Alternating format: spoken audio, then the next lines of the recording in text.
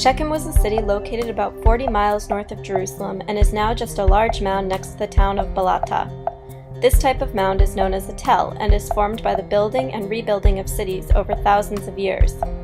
People lived at Shechem on and off for nearly 4,000 years, from around 4000 BC to 107 BC. Several times in its history, the city was violently destroyed and burned to the ground. The city of Shechem was identified in 1903 and was excavated by a German group from 1913 to 1934, mostly by Professor Ernest Sellen, who found Greek, Israelite, and Canaanite remains.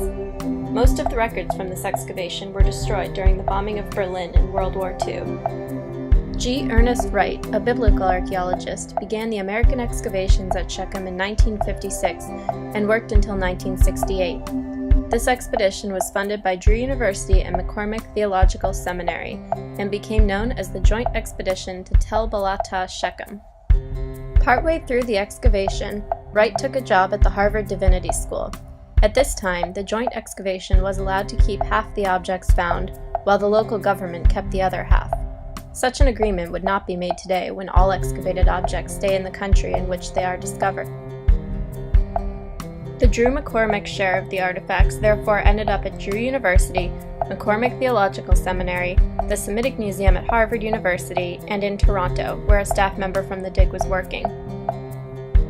About 5 or 10 years ago, Ted Campbell, a professor at McCormick and the scholar who was responsible for the publication of the excavation, was looking to find a new home for all this material and decided the Semitic Museum would be a good fit because it had connections to Wright, the collection was the right type for the museum, and it still has a lot of research value. On June 3, 2011, the deed of gift was signed to legally transfer all artifacts and archives to the Semitic Museum.